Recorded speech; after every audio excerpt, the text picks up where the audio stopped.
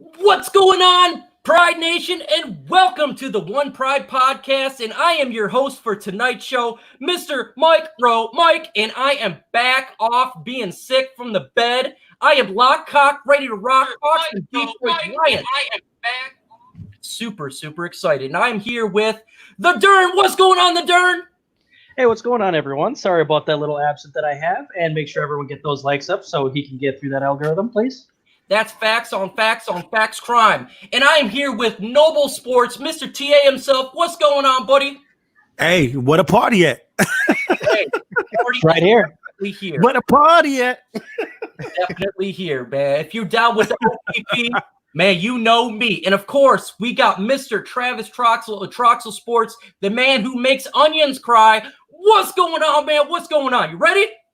Finally, Trox is on camera. Woo! And he's in the building. It only took a year. Just Come on, fellas. I ain't never scared. I ain't never scared. Before I do the shout outs, huge to Mr. Matthew Huntley. He became a member of MicroMike. Much love. Thank you so much. If you want to become a member, make sure you click that thing. TA, can you do me a huge favor and give shout outs to the folks in the chat? Yes, I can. You know how we do it.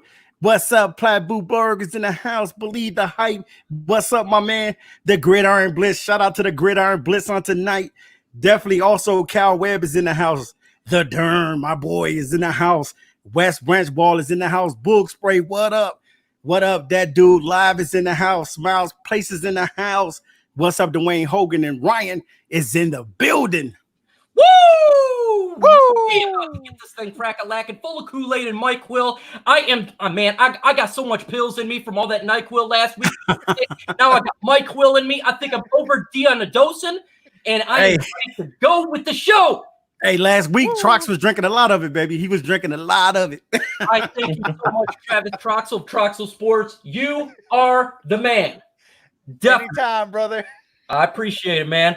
Okay, let's go ahead and start the show, and we're going to talk about breaking news that the Gridiron Blitz himself broke. No one else broke because he met Matt Patricia, epic move, and he talked to Matt Patricia, and he says, Matt Patricia, I want Efferson Griffin. And Matt Patricia says, so do I. What do you think about that, TA Noble Sports? Wow. Hey, man, that is awesome.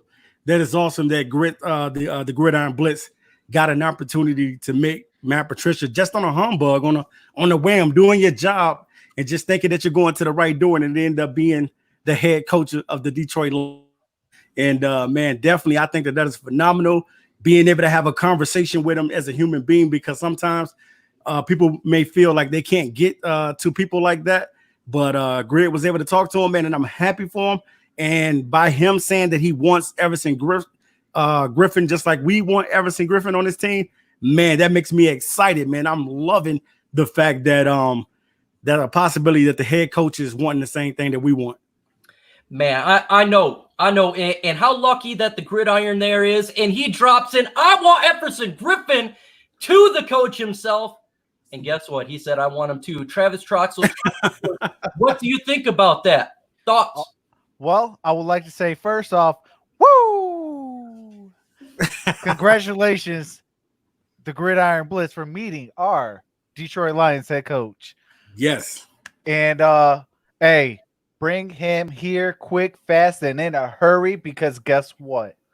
When you bring him in, you will be able to put pressure on that quarterback. And at the bottom line, that's what the name of the game is. Get pressure on that opposing quarterback to where, you know what?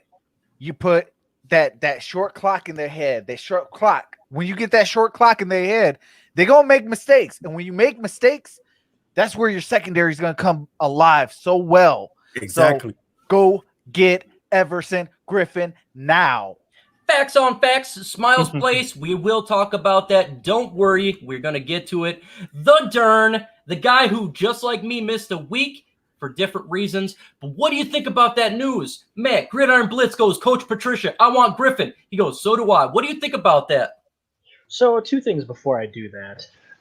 First, I just saw Mark Orum from Orum's Forums picture, and that is crazy, buddy. That is one nice mug of a picture. Okay. And the second thing, I'm watching Trox right here when he's talking, and it looks like he's looking into my soul. Look into our lion's soul, please. Facts, brother. All right. Facts. So I don't see how any team wouldn't want him if they need pass rush help. We have a need for pass rush, so we need to get him in there. And I think I am very grateful that one of our own in Grid went and talked to him himself just to get that answer. Yeah.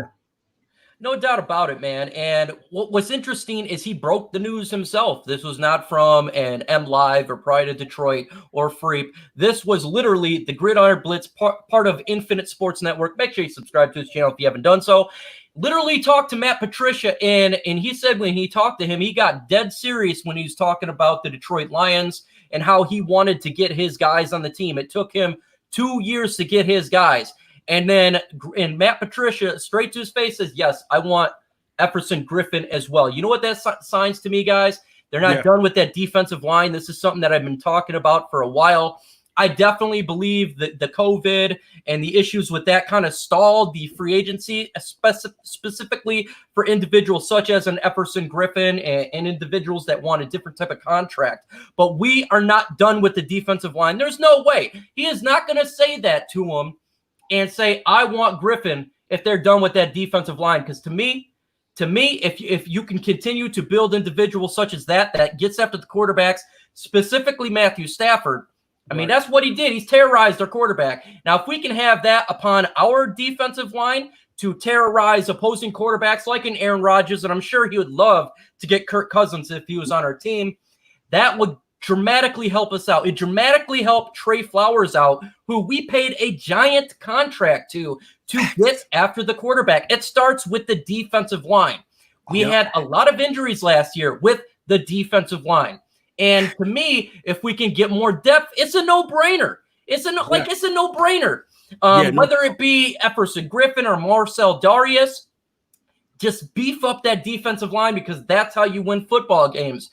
And to me, that makes me extremely happy to see our head coach understanding, talking to fans, talking to a YouTuber, and he did specify he's a YouTuber that, yes, I want this guy. Because to me, that's pretty ballsy to say that, to say the least. Now, facts. Now, the word, you have all facts. Now, the word on Everson Griffin is pretty much this. The reason why Mr. Everson has not signed with the team yet is because apparently he wants to meet with all organizations that he has an opportunity to play with, and rightfully so. Mm-hmm. Any team that you go to, you want to get a chance to know what the organization is like. You want to get the vibe. You want to feel for the camaraderie of the players and things of that nature. So rightfully so. That is the reason why Mr. Everson has not signed yet, and it is a lot of interest. I come to find out today that there's a very great interest for Everson Griffin to be on a lot of NFL rosters. But he said himself that he just wants to come in and feel the organizations out, to know what the organization is about, and if you probably about winning, then definitely you're gonna have a shot at Everson Griffin, man, to be on the team. And no doubt about it. And from his standpoint of view, he's a veteran. He probably wants to win. He probably wants to get into the playoffs. He probably wants to get a decent payout. And obviously, from his side, the point of view, that makes perfect sense. And so I have no problem with him taking the time. But anyone that suggests that we're not trying to beef up the defensive line and this is it, that seems to be, that's a falsehood. What's going on, Rick H? Welcome to the chat, buddy. I truly, truly appreciate it. And also part of the conversation, which I really liked, Travis Troxel, is how Matt Patricia explained to the Gridiron Blitz how it took him 2 years to get his guys. Yep. 2 years to get his guys. And to me, that really pins the point of the fact that he didn't have individuals in the locker room that he felt that he can mold to his way. How do you think about his answer and telling the Grid, saying, hey, look, I needed 2 years to get my guys, and I got my guys now? Well, a lot of that, I'm going to have to say this is whoa. So I seen before I get into. Go ahead. Okay, so So what happens is, okay, Everson Griffin is going to want a title. Okay, he is, over the 30 years of age, this, that, the other. We know that. Okay, he's going to want to win now, like you guys were saying. So if he comes here, he has to know, like, okay, the Detroit Lions are dead serious about winning. If he can feel that, and he knows the division, right, that is going to be a difference maker for the Detroit Lions because he knows the division. And okay, and for him to say to the Gridiron Blitz, it took me 2 years to get my guys. The time is now. The time. Yeah, the time clock is going right now. The time clock is now, no doubt about it. And you have to win now. And right now, Travis is stationary. Is now to win. In time.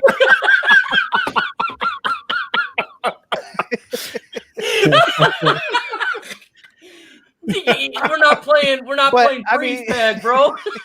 But I mean, I don't know what's going on. It's about time that we got our guys. Can you guys hear me? Yeah, it's just you're freeze tagging right now, and it's funny, man, because you're talking, and then you freeze in one spot, and then you're going, and oh, my bad. But I mean, it's about time that he got his guys. I don't like to see a head coach that's not able to say, hey, 9-22-1 is because I don't have my guys. I don't like to think that because, he needs his guys. And then if it's a 9-22-1, then, we know that he's not a fit for this team. And the bottom line is we need him to have his guys because here in Detroit, we need wins, period. Yeah. Facts on Facts Crime. What's going on, Damian Estrada, Gridiron Yuki? Welcome to the OnePride podcast where we get everything Detroit Lions.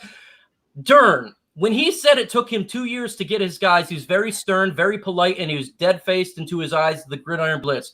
What type of impression does that give you that he was so enamored and really one-on-one with that? What do you think about that? Well, what it tells me is that he doesn't have any more excuses because he's saying himself that he has his guys. So I'm really looking forward to what they can produce this year. That's a great point, TA. He doesn't have excuses, and he has his guys. What do you take from what Matty P told the Gridiron Blitz? Hey, like we said, that's the biggest thing. You have your guys now, and we've talked about this so many times. You got your guys now. Now it's time for no more excuses. And if I'm a coach and I'm on a hot seat, I already know what I'm trying to do. I pretty much know coming into the season, I'm on a hot seat.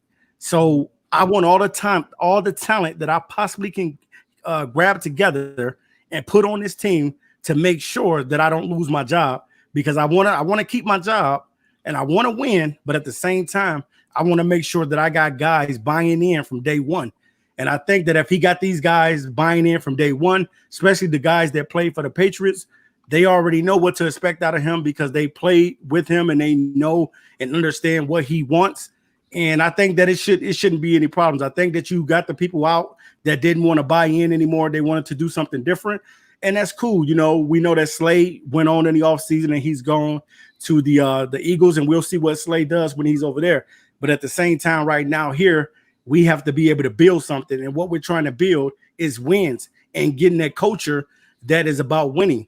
And that's what other players, if you want to get other players to come in to Detroit, especially top-notch players, you got to show them that you're trying to win out there. If you're not trying to win, right. If you're not trying to win as a head coach, then there has to be a problem. So I think coming into the season, that's got to be the key focus is that these guys are buying in from day one. And when you buy in, make sure you buy in. Folks, we have some Detroit Lions YouTubers that is on with us. Believe the Hype. He is a Detroit Lions YouTuber. Make sure you subscribe to his channel. Dat Dude Live is also a Detroit Lions YouTuber. Subscribe to his channel. Antoine, is you high? Of course you is. You always high. What up, he says to all the boys. What's going on, brother? What's going on? You got a 25-pack going on there compared to our 6-packs over here. Gridiron Yuki is a content creator for the 49ers. Subscribe to his channel. And, man, that's what it's all about. Of course, Mark Orum from Orum's Forum is part of ISN. Make sure you shout out subscribe to to his Mark channel. Orum. What's going on, Mr. Marcus42? Welcome, buffed up to the chat. And let's switch this up a little bit. Of course, Lions Disease. He's a Detroit Lions YouTuber. Subscribe to his channel, Zell. I can't forget, and he's got to get on with us, no doubt about it. But let's switch shout out this to up. Chris. Shout out! Now, let's switch this up and let's talk about Mr. One Bucky Brooks. He made a crazy statement today, Derrn. He made a statement that says Matthew Stafford will be the comeback player of the year. What do you think about that? Yeah, I was watching this while I was at work, and I didn't think I would hear it from him. He's not one to give much credit to Detroit from what I have seen, but I totally get it, and I kind of agree with him, even though like Big Ben's out there and a couple of other ones. But Stafford was playing at an MVP type level before he got hurt last year, and plus we just added DeAndre Swift, so we could actually have a run game. And when you have your run game, it's going to bring people from coverage and put them into the box, so he's going to have more areas to throw to. Ooh, yeah. I love his take. I kind of, my jaw dropped a little bit to the ground because he's not the biggest Lions guy in the world. Travis Troxel Sports, what do you think about Mr. Bucky Brooks throwing us some love for the first time, I think, ever? You know what? I think it is for the first time ever. And you know what? It speaks volumes because he hates, and I repeat, he hates the Detroit Lions.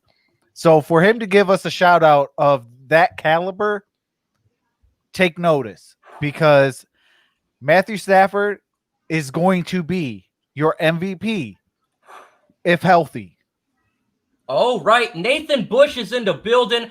Folks, I went to school with this guy. What's up? Shout out to Mellow Mo. Nathan Bush is a BA. He's a good dude. I went to high school with this guy. Love him, man. Appreciate you joining the chat. TA of Noble Sports, tell me, Bucky Brooks, Matthew Stafford, comeback player of the year. What do you think about it? Man, it sounds good. It definitely sounds good, but you know me, I'm the realist, and I'm going to give you the real. The only way Matthew Stafford is able to make that type of accomplishment is, number one, the offensive line. Everything is key and vital for Matthew Stafford to be able to do such a thing. The offensive line has to gel, and they got to gel quickly. We're talking about actually putting in possibly some rookies this season. If the veteran guys that we had, because to me, some of these veteran guys might be moved out of there because it's just time to go in a different direction. And we've tried these guys out for several seasons, and I just think that, you know, some of the guys, they'll stay on the line, but a few guys probably be replaced in that starting lineup. Everything for Matthew Stafford to be able to be the comeback kid is definitely very possible. But at the same time, you have to really look at it like this. The offensive line is going to have to gel and make sure that Matthew Stafford is not put on his back and running for his life every single weekend. So you got to make sure that that offensive line is playing way better than they played the last couple seasons, because they have been horrendous. The reason why Matthew Stafford has been out like he has is because of our offensive line. He's been hurt 2 seasons in a row, and for him to be able to be the comeback kid, the offensive line is going to have to be better this season. Everything predicates on the offensive line being tremendously better. You win Facts. in the trenches. Can I add to that too? You throw it right there. Add to it. All right, I want to add a little bit to that. And the crazy thing about how well he was doing is everyone knew what we were doing. We couldn't hardly run the ball. And for him to play as well as he was when they knew what we were doing is a crazy accomplishment, in my opinion. No doubt. All that Mike will. I was taking too much Mike Will right there. And to me, first off, Gregory Chinot, I don't know if I've ever seen you in here. Welcome to the chat, sir. When you think about the comeback player of the year, you think about individuals who can put up big stats, who can do all that. He'd done it before, guys. 2011, it was him versus Alex Smith. Matthew Stafford got comeback player of the year. He threw for 5,000 yards. He came back from an injury. Guess what happened last year? Before he got injured, he was looking really sharp, considered to be an MVP. No doubt about it. It was really exciting. And then he went and became Matthew Broke You Backford. And that hurt. It hurt me. It hurt his back. And we did not get to see what he could do with 16 games. Now, what do? We invest into the offensive line. How does that help? Duh, you protect the quarterback. But also, guys, another big part of this that a lot of people don't talk about. When you invest in the offensive line, what does that do? That opens up the lanes to run the football. What have we not done? What have we not done? Run the football. Last time we had a good running back was Javid Best, 2011's last time when Matthew Stafford was comeback player of the year. He went down, and that really hurt our offense. Now we have DeAndre Swift. We have Bo Scarborough and Kerryon Johnson. That's a three-punch. If one goes down, you got the other. I think with having such a balanced offense, just like I made the video the other day about balanced offenses, it will really help Matthew Stafford have separation from the tight ends, have separations from the wide receivers, who, by the way, get separation anyway. TJ Hawkins is always open. Kenny Galladay is a monster, and Marvin Jones is no slouch. So it is going to open up the lanes a little bit. And, of course, Matthew Stafford's he's going to strike. He could put up those numbers. I mean, we know what Stafford can do. When he has an offensive coordinator that's not KFC, no doubt about it, man. He's going to put up some numbers. And this year, I definitely see him he could be comeback player of the year. And you know what, Mike? That little separation, if that safety bites in the back end and gives, say, Marvin Hall a little bit of separation, now instead of that, 40-yard and down, he could have maybe 40 yards and a touchdown with just that little bit of separation.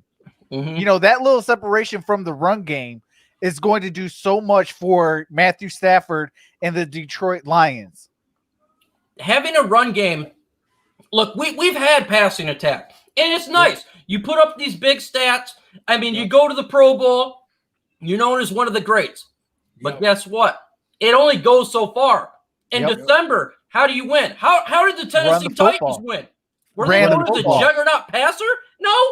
They had Derrick Henry, who just ran it down your throat. Right. How do you beat teams that are good? If they got a good quarterback like a Drew Brees or an Aaron Rodgers in his prime or a Mahomes, how do you beat them? Keep them on the sideline by running the football with long Kansas City drives. Even Kansas City in the Super Bowl ran the football. Their running back was Williams. He was over 100 yards rushing in the game. And it kept go ahead, Trox. And it kept Jimmy Garoppolo and the San Francisco 49ers off the field. Yep. And they went away from the run game, and it was working for them the whole entire game. Man, so we know that the run, I hate when a lot of people say that the running game is or the running back is devalued, because I don't look at the running back as devalued. Back in the days, when you had guys like Barry Sanders, Bo Jackson, Walter Payton, guys of old, Eric Dickerson, these guys ran the football. Everything was predicated for them to be able to run the football, and you counted on your running back to carve up the defenses. Quarterbacks, they was okay back then, but because I know now it's kind of translated over to the pass game, but you depended on your running back. You had to have a good running back, or you had to have a great running back. And that's the thing that we have to understand, is that we're not saying that our guys are going to be all world, but we just want it to work out. We're tired as Lion fans not being able to run the football. We need to run the football, and we need to do it with Kerryon, and we need to do it with Swift and whoever's back there. We want to run the football. That's it. And that's a mic drop. When you say we need to run the football. Facts. I don't know how to say it better than that, Derrn. Do you want to add anything to such a mic drop that was that? I mean, TA, when he gets on fire, I'm sorry, guys, y'all gonna get burnt. And Derrn, better go get the fire extinguisher. I don't have much to say because I agree with everything you just said. I mean, what else can be said? Not a thing, man. You just say, look, you got it. It's time to move on. Here's what it is. I can't beat it. OnePride 40, welcome to the chat, brother. Frog Crop, welcome to the chat. I'm seeing some new people in here. If you already subscribe to my channel or any of the individuals on the lineup, make sure you go to the YouTube page, subscribe to the channel, hit the bell for all my notifications, their notifications, and leave us a comment. That's how we defeat the legacy media. That's how we defeat the corporate media who destroy our city, who destroy our state. We got to defeat them. We slowly changed Freep because they were getting mad at me calling them out. And so that's what it's all about, fellas. So make sure you subscribe. Go ahead. And And if you got a Detroit Lions channel, make sure you plug your links in there so people can subscribe to your channel so they can know about you as well, because we know we got a lot of people in here that do Detroit Lions content. So make sure you guys put your links in there. You know what I'm saying? We're not telling anybody to do that. Make sure you do that so people can get to know you and what type of content that you're putting out as well. And if you're streaming on other than YouTube, I truly appreciate it, man. This is new for us. We've been doing YouTube for a year, but now we're streaming on multiple platforms. I appreciate it. So let's switch it up, TA, and let's talk about news that we got today. Julian Okwara has now signed with our beloved Detroit Lions, our draft pick. What is your thoughts on this? Man, I think, we knew that it was going to happen. You got to sign your draft picks. You got the cash to do it. You got to sign them. And I'm happy that they got a guy that they feel like is going to be effective on the defense. We knew before he got hurt in college how effective Julian Okwara was, but now we just hope that everything translate over from Notre Dame to the pros. That's the biggest thing coming out of college to the pros is the speed of the game and recognizing plays and being able to communicate. That's the number one thing when you're playing football. You have to communicate with your guys constantly because you need to know what guys are doing out there. You need to be able to recognize what the running back is doing, what the tight ends are doing, what the quarterback eyes are looking at. You need to make sure you do those things. So if you do those things, you're going to be tight. And I think that the Lions, by signing Okwara on today, they just said, hey, let's get it done. Let's just start signing our rookies and let's get this thing done so we can come together as a team. And folks, if you're new to this stream, we do take questions at the last half hour of the stream. You will run the show. You tell us anything. So get those questions ready. At about 8:30 is when we'll start taking it, and because we love to hear from you. Julian Okwara, I generally go last, but I want to talk about this really quick. I'm happy that he's signed. It's time to get all these guys signed up. We got training camp here coming up. We need to just go ahead and get these guys signed. Thank you for the rookie wage scale that the individuals don't hold out like they used to back in the day, i.e. Sam Bradford type stuff. So to me, I'm happy he got signed. Let's get the rest of them signed. We need these young guys to learn the playbook. Obviously, with COVID and not having the rookie mini camps, obviously it could be a different type of training camp. It could be a little bit less preseason, not 100% sure. But we need these guys to be in there drilling themselves in the book. Luckily, when it comes to Okwara, his brother's on the team, so it can help him out. But these guys need to be just devoted to nothing but learning the scheme, not worrying about contracts, not worrying about anything else but how to win the game, Travis. Hashtag all facts. Man, I'm excited that we got him finally signed. We need more pass rushers. He fits the bill. He's finally signed with the Detroit Lions. His brother is here. He's going to have a leg up in with the rookie mini camps and things like that being postponed and set back or even canceled. He has a leg up due to his brother. And when you have him being able to, how can I say, kind of Bum, bum, bum, bum.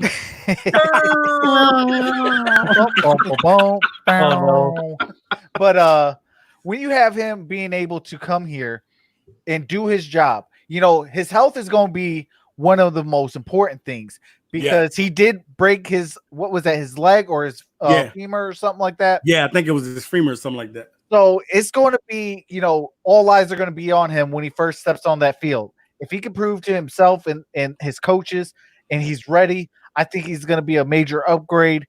And man, let's go. Right. Hey, and I want to add something to that, Trucks, because we know what we went through last year with the injury bug, and we don't want that this season. We lost a lot of key players. We lost our starting running back. We lost players on defense. We lost Kerryon Johnson. We lost a lot of people to the injury bug last year, and we don't want the injury bug definitely hit us, man. I think if our guys can stay healthy, we will make a little noise this season. If they can stay healthy, we'll be able to make some noise. Book Spray, what's going on, man? Have a good day. Adios, amigo. He is out of here. Yes. I seen a question here quick. It was that dude saying, who's going to take the hardest when I win Fantasy League? Don't worry about it, bro, because you're not winning. That is me. Just sit back and take notes. Hey. Y'all got to go through the champ now. Come on now. Oh, Y'all need a man. draft better than me first. Oh, man. Come on now. You're all novices. You're wood leagues up in this. But And if you are not a member of MicroMike's channel, definitely join the memberships for MicroMike and become a Wood League member yourself. Yeah, man. If you ain't a member, become a member. It's some cheap stuff. I have fun. I'm actually making a video right now for members only. A lot of things to help individuals out. A lot of people want to know how we do this stuff, and so it's a little inside the detail. But Derrn, what say you? Julian Akwara is now signed. What does this mean to you? I want them to get all to get signed so they can get to work. I was looking at his contract, and it seems kind of low to me.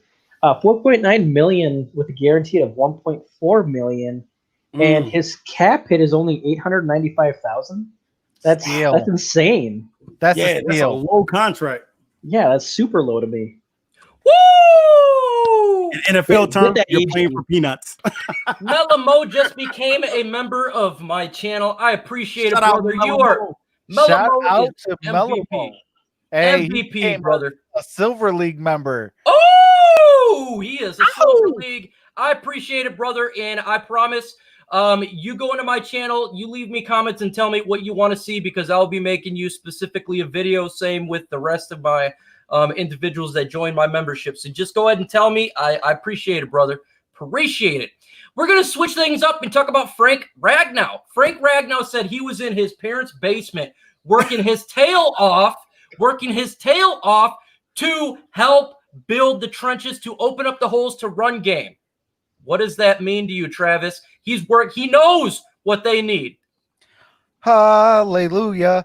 Hallelujah. That's music to my ear. That's music to my ear. Let's go. Let's go. We need the run game so we can open up the pass and we can get guys in one-on-one coverage, because guess what?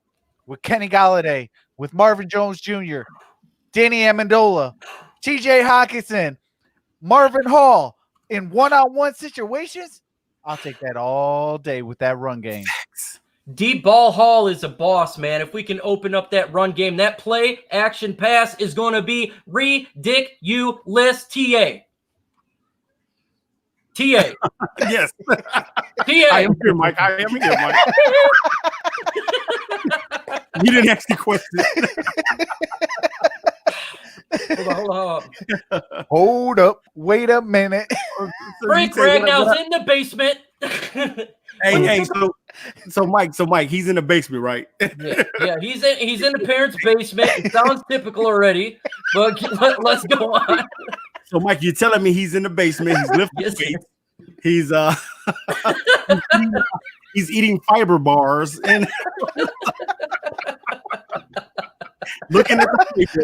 No, hey man, I think Frank the Tank, man, is gonna have a phenomenal season. Actually, man, the media has picked Frank to possibly make the Pro Bowl for his first time this season. And I would love to see Frank be able to do that, man, because ultimately he is the best lineman on the team. I remember a couple seasons ago when he got drafted, everybody was kind of grunting like, why we get him? Why did we get him? We didn't need him. But, at the same time, that is how you build your team, man, by being able to have a great offensive lineman, because we know that the trenches is where the football game is won. And when you got great linemen, you'll have your quarterback out there carving up everybody.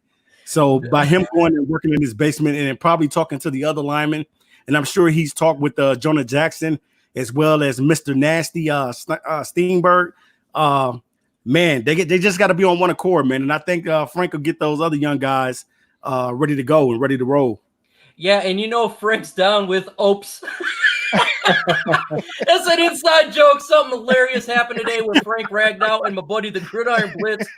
Look, all I can say is Frank Ragnow is not the greatest speaker when he's trying to speak to somebody. You guys will be hearing it soon. You'll be hearing it soon.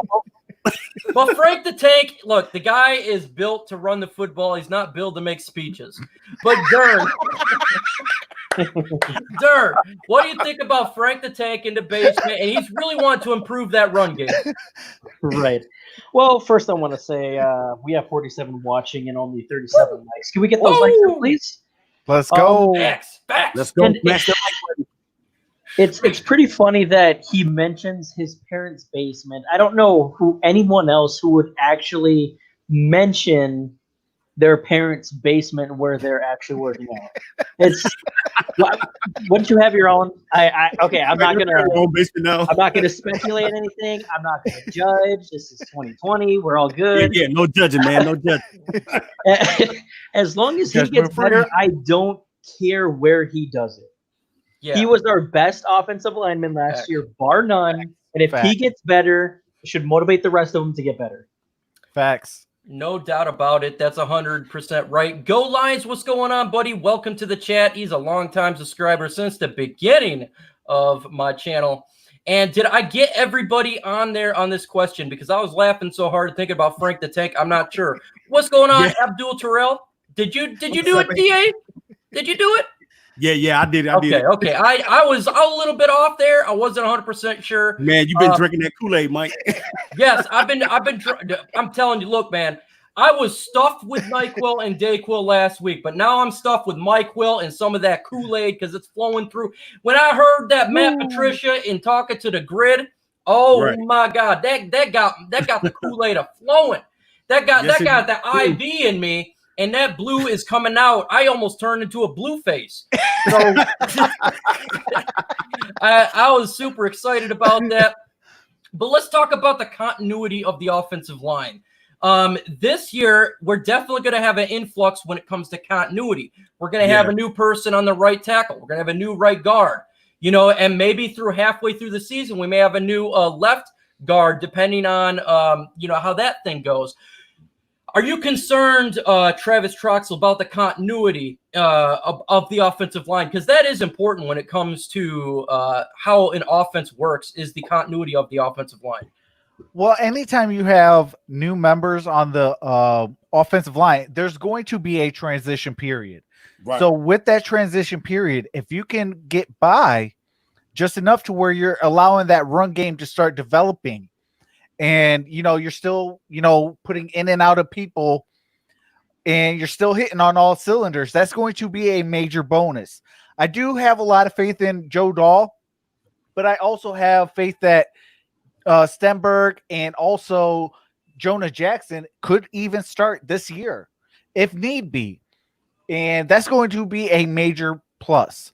I do think that both of them will eventually start this year. But if it's not, I'm okay with Joe Dahl.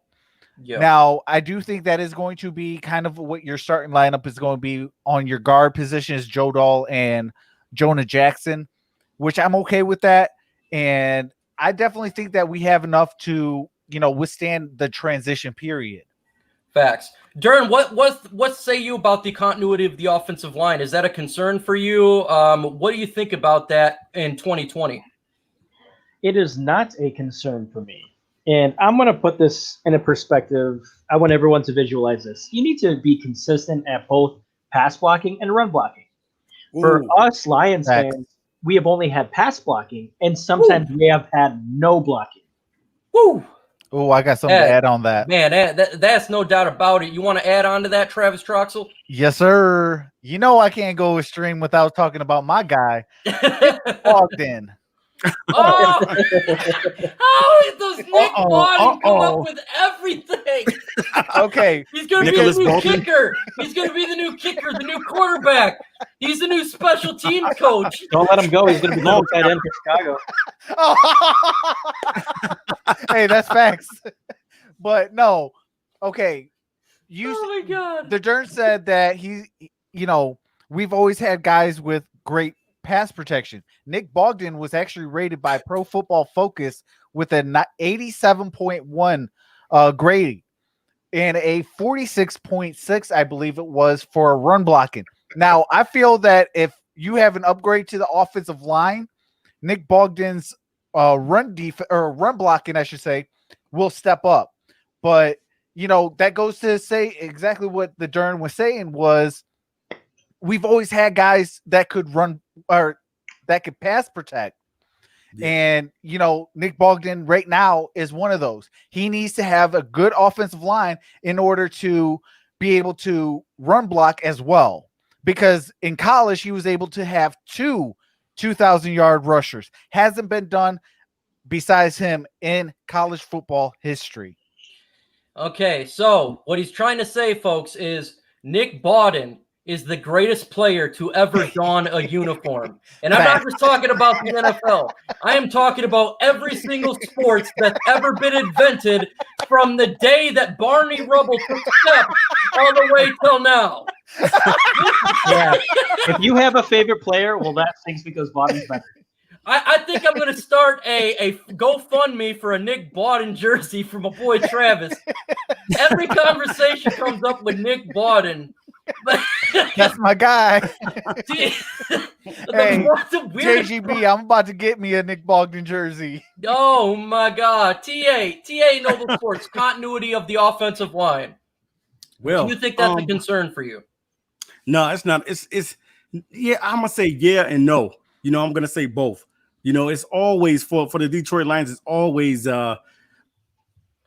issue whether it be them being like the Derrn said, whether it be for them to be able to run block and pass block and do both exceptionally well. That's something that they're gonna have to do because we need that this season. Facts. What I would give for a line like the Cowboys or Colts. Yeah. I'm just throwing that out there. We got Robo TA going on. If we He's patrolling the streets of Arizona right now, guys. We have a malfunction when it comes to TA, but I'm going to say, what's going on, Sincere Jones? Welcome to the Fast Star Win. Welcome, Chris Cashbaugh. Ramon, the New Age. Welcome, guys. And he going crazy. We'll let him fix that out really quick, and I'll give you my thoughts about the continuity of the offensive line. This is actually exactly what Derrn said. We did decently when it comes to pass protection, but when it comes to open up the holes, our holes just were not opening up. And Dr. Detroit, welcome, man. I'm seeing people I haven't seen in here before. Subscribe to the channel if you haven't done so. Same with the panel. But when it comes to the pass blocking, we can do that decent. I think we're ranked 11. Not too bad. But when it comes to open up the holes, that was killing us. We have to open up the holes. What'd we do? Rick Wagner, we got him as a free agent a couple years ago. He came in. He did decent. But to me, he didn't live up to his contract. He was not doing too good when it comes to opening up that right side. So what we do? We get Halapalooty Vaitai. What is he known for? For opening up the run holes. He is good at run blocking. That's important. Jonah Jackson, we draft this guy, I think, to be the right guard, in my opinion. What is he known for? He's a nasty when it comes to opening up the holes. Sternberg, the other off guard that we took in the draft, nasty, open up the holes. This is why when generally I say continuity is a big deal. But when your continuity is not doing good, it's time to mix it up. Yeah, Crosby is also a run blocker too. Yes, Terrell Crosby, and he'll be a swing tackle for us due to injury. Continuity is good if the offensive line is good on all facets. Our offensive line was good, decent in pass protection, but it was not good when it comes to run block. We need to run the football. We need to open up the holes. How do we do that? By getting these new guys. It may not be perfect week one, but to me, it's going to be a lot better than it was in the last couple of years. And you can't get worse than opening up no holes, because that's what it was. You're handing the ball off, and they get 1 yard because the defensive line's already past the offensive line. It's a loss. So to me, it when it comes to continuity, I think it will be rough. You're obviously going to have your issues, but it's going to be better than next year. And that's all we can ask for when it comes to the offensive line. TA, you got cut off, so I'm going to let you finish what you were saying. TA. Yeah. I like I was saying, can you hear me? Yes, sir. Go ahead. Can you hear me? Yes, go ahead, TA. Okay. Yeah, like I was saying, basically, I'm here. I'm here. Basically, I'm saying with the TA's okay. TA, he's having some technical issues. I'll let you figure that out while I just simply go to the next question. And this is a complete turnaround there, Derrn. We're going to talk about Bob Quinn, and where do you rank him as a general manager compared to the other 31 general managers in the NFL? Bob Quinn, what do you see him to be in the rank in the NFL compared to others? I like the way he drafts most of the time, but until we start winning, I can't really put him higher on a higher tier than probably the bottom. And that's the realist in me, and that's just the way it is when it comes to the NFL. Hey, I take your take. What about you, Travis Troxel, Troxel Sports? What do you think about Bob Quinn? Rankings in the general manager. You know, it's hard because, he does everything right, but then the team does everything wrong. Mm-hmm. If that makes sense. 9-22-1. But in the same token, he gets guys now to fit Matt Patricia. He got guys to kind of fit a little bit of Jim Caldwell. So I definitely think that he's going to get better, but I got to agree with the Derrn. Unless he wins, I can't put him higher than the bottom tier. Okay. What's going on, Joseph Murdoch, Don Burr? Welcome. When I think of Bob Quinn, what's really good aspects of him is his finances. He treats the Detroit Lions as a business, as he should. The contracts are much better than what we have seen in years past. The dead money cap is much better than we've seen in years past. He treats it fiscally responsible. I absolutely love that. His draft picks, he does very good in the mid rounds. You got to give him credit for that. But you're also credited on wins and losses. And we have not won in the last 2 years. So I'm going to throw there in middle of the pack as well. Until we get wins, I can't say anything. I'm going to say 16. Literally middle of the pack, TA. What do you think? Can I say something real quick? Go ahead. Okay, I will say this. Bob Quinn next year will have $58 million on the books again to spend. So having $58 million in pretty much the last 3 seasons gets an A in my book. Yeah, he's financially, guys, he is a king of the finances, and you got to treat it as a business. Not like Matt Millen, not like Millen Hugh. Okay, we got to treat it as a business. You have to add something to that too. Go ahead and add. Right. So just imagine if we start to win and we have that money next year. If we start to win, people are actually going to want to come to Detroit. And we'll have the ability to pay it. The ability to pay it. TA. So go ahead and tell me what you think, TA. When it comes to ranking him, I don't want to put a number on him or anything like that. He's been solid. He's been doing his job, but with drafting players, it's always a hit and miss. It's going to be some guys that you hit on, and then it's going to be some guys you don't hit on. And to me, I think he's done like 50-50. He's hit on some guys, and then some guys he has not hit on. And when I mean that, I'm talking about guys like Tease Tabor. My bad, y'all. And we never knew. They probably could have moved. We probably could have moved Tabor over to the safety position because he was not good as a corner. But you just never know. Sometimes you just got to be able to move. Since Bob Quinn has been a part of the Lions organization, he has done an extremely exceptional job with the finances, because that's what you want your GM to be able to do. You're not overspending. So with it, can you hear me? Yeah, go ahead, keep going. Can you hear me? Yeah, go ahead, keep going, TA. Yeah, so when it comes to the finances, I'm not worried about that. I'm just worried about the players going out there and performing at a high level and giving us some wins. That's the only thing that I really want to see out of the draft picks. And hopefully this draft class that we got this year will be better than the draft class last year, because you always want to get better. That's what the draft is for. The draft is for you to get better and to get better pieces on your team and to find where guys will be, be able to produce that. So I think he's done a 50-50 job since he's been there. He's hit on some players, and then some players he has not hit on. Yeah, and I think he drafted exceptional this year. To me, this draft was a grand slam to me. You got Jeff Okuda. You throw him on the secondary. He immediately is going to help with the replacement of Darius Slay. Amani Awarie last year. God, what a great draft pick. To me, those two is going to be a young duo. Then you get DeAndre Swift with the second-round pick, the best running back on the board. Yeah. Unbelievable. And then you go ahead and you pick up 2 guards right after that and take a Huntley.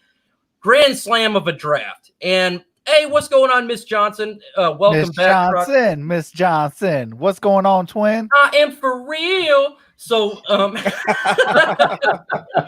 but absolutely, man. I think he's done a fairly good job, but we got to see the wins. You're based on wins and losses. And until we get those dubs, until we win a playoff game, I'm with you there. Let's switch this again, Travis Troxel, and talk about players to have a bounce back year in 2020. What are player or players do you think in 2020 that didn't do too successful in 2019, but will come in and have a bounce back year in 2020? Well, I'm going to say this. Every single player that was injured last year, all 21, Yeah. is going to have a bounce back year. The best ability is availability. And also, my guy that I did a video on a couple days ago. Pardon. No. Randy Hodges, what's going on? Take care What's of going that on, Miss hurricane. Brandy? Take care of that tropical storm. That's more important than us. Oh, absolutely. But Deshaun Hand will have a bounce back year. That man is a freak of nature when healthy. He will be healthy because his job is on the line just as well as the coach's jobs is on the line, just as well as the GM his job's on the line. Deshaun Hand will have a bounce back year. You could put that on the front page, back page. Facts. Robotrox. He is now he did He's frozen in time. He's frozen in time, man. So I think he He has to. he went near a black hole, and when you go near a black hole, you're actually kind of frozen in time. Everything King, man, what's going on? Welcome to the chat. Everything What's King going on, is, King? What's going on, the King? OG of the Lions game. We love King, man, and man, if you ain't subscribed to the King, you crazy. But TA, man, what say you?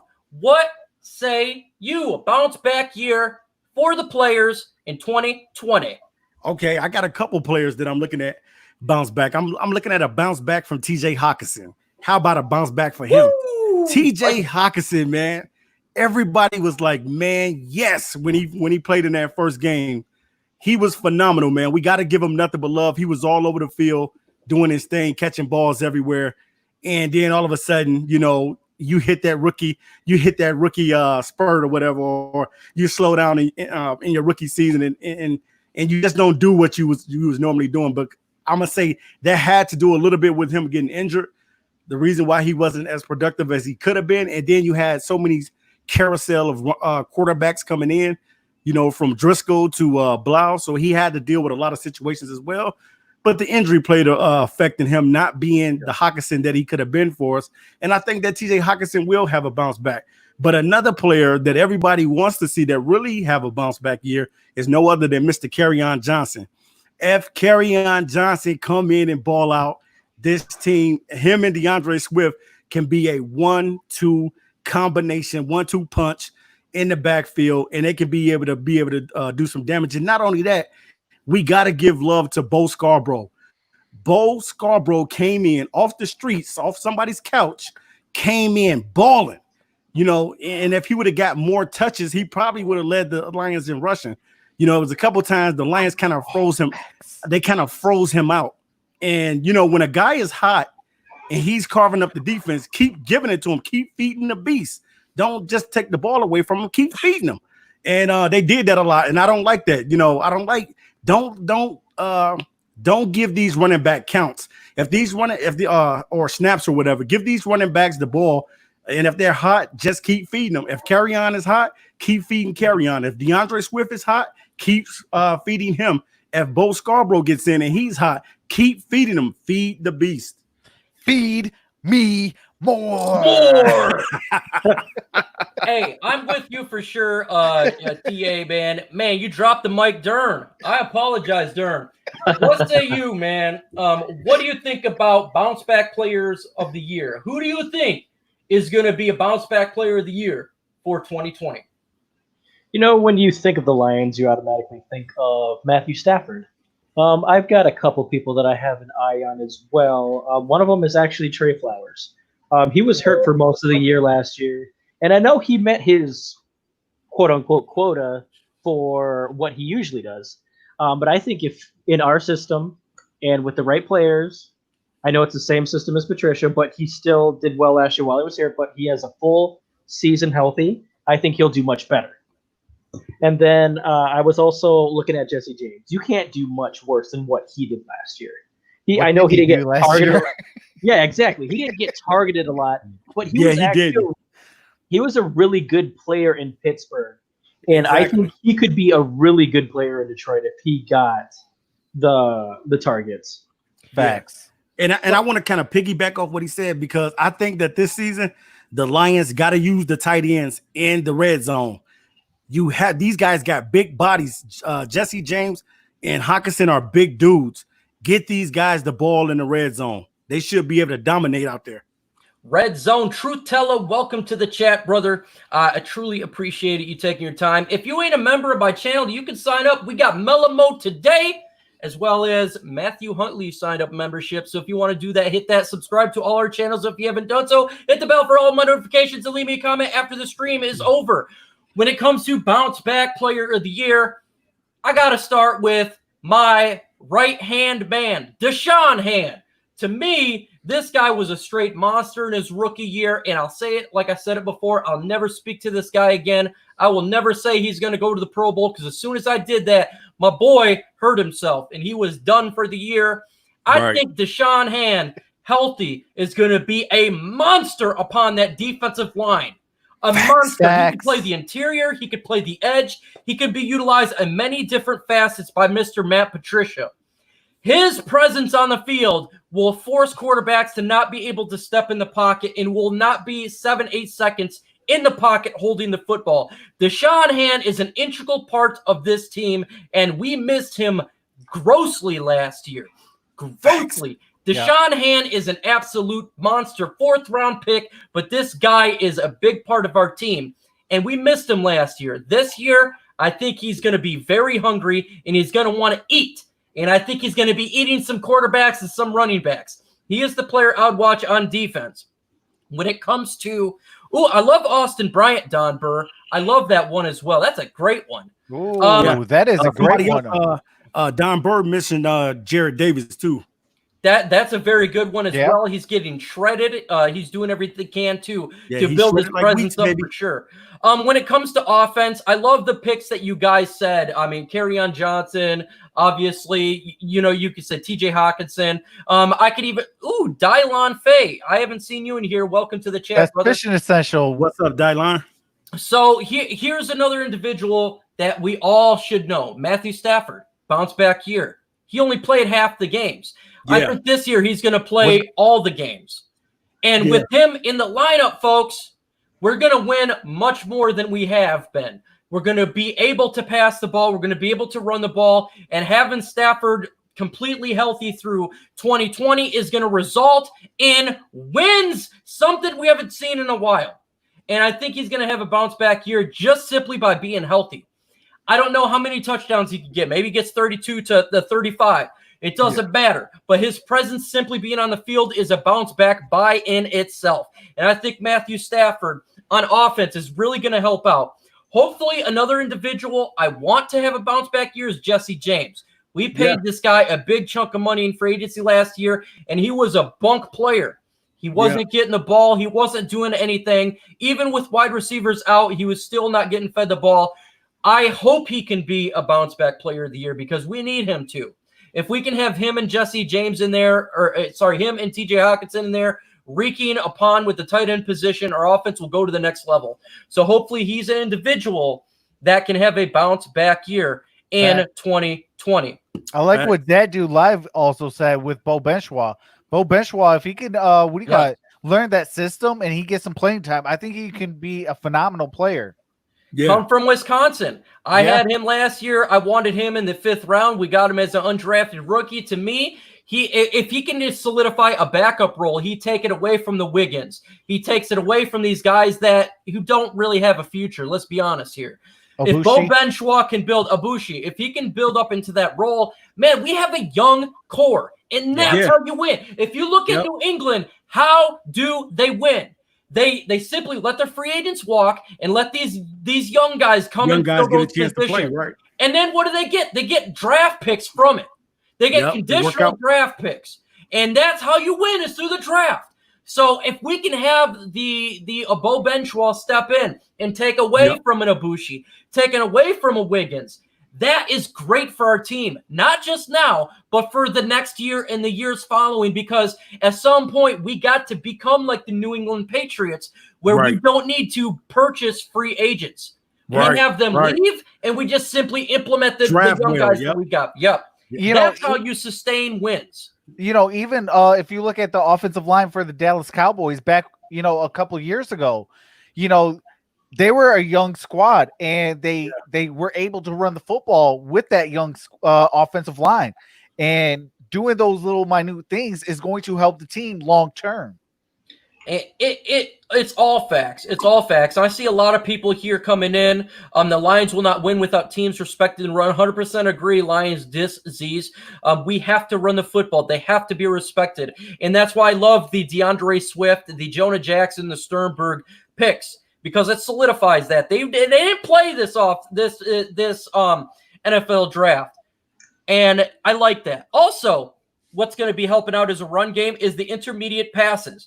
Yep. Matthew Stafford to Amendola, Travis Troxel. Do you think they're going to build upon that in 2019 to get even better? Oh, absolutely. Danny Amendola, he was one of the most hated peoples coming here first, and he went out and he performed. He did his job, and that's the only thing I want to see any player do, is do your job. You do your job at a high level. Guess what? It's going to result in wins. And health is going to be a major factor. So you put him healthy with a Matthew Stafford that's healthy. Guess what? All we're going to do is win. You play to win the game. Shane, I love Amani, but I don't think he had a bad year last year. So when a bounce-back player, I think he's just going to build upon it. He was looking really good by the end of the year, so that's why I wouldn't put him as a bounce-back, because I don't think he did bad, especially for a 5th-round rookie. I think he played phenomenal. Derrn, but what say you when we get into this discussion here? What do you think about that? Do you think that Matthew Stafford to Amendola is going to build even better, even though that Amendola is a year older? And he did, before he came to Detroit, he did have a little bit of injury history. Do you think they're going to build upon that and get a better connection in 2020? I know this is Grid's guy and everything, and of course they'll get a little bit better because of how much time they put together. I hear that they're doing playing catch with each other, doing routes, timing, all that stuff. But I think it's going to be the same. I think it was already dynamite last year, the way before Stafford got hurt. He was in the right place at the right time, always moved the sticks. What I need to see is Hawkinson have a better camaraderie with Stafford. 100%. 100%. I agree with that. Don Burr, I would love to be in the slot, man. If I wasn't broken down, woo! I would love it, man. I'd love to take a beating. TA and Noble Sports. Do you think they're going to build upon that? Matthew Stafford to Amendola. Danny Amendola? Yes. TA. Yeah. I think the connection is still going to be electric between them two. Yeah, I think. Can you hear me? Yes, sir. Yes, sir. Yes, sir. Keep going. Can you hear me? Yes, sir. Okay. Keep going. Okay. I think. I think the connection between Amendola and Stafford is going to be awesome, man. I think that Amendola is going to do what he does, but like the Derrn said, I'm kind of like wanting TJ Hawkinson to be that third type of tier guy, because I know what Danny Amendola is going to do. He's going to work hard. He's going to bring that energy. He's going to be a leader out there on the field. But I want to see TJ Hawkinson. You got this guy in the first round, so you have to see him the leap to playing at an elite level. You know, whether it be Hawkinson blocking or whether him catching. I want to see Hawkinson be more involved with the offense. Because a tight end that high, utilize him.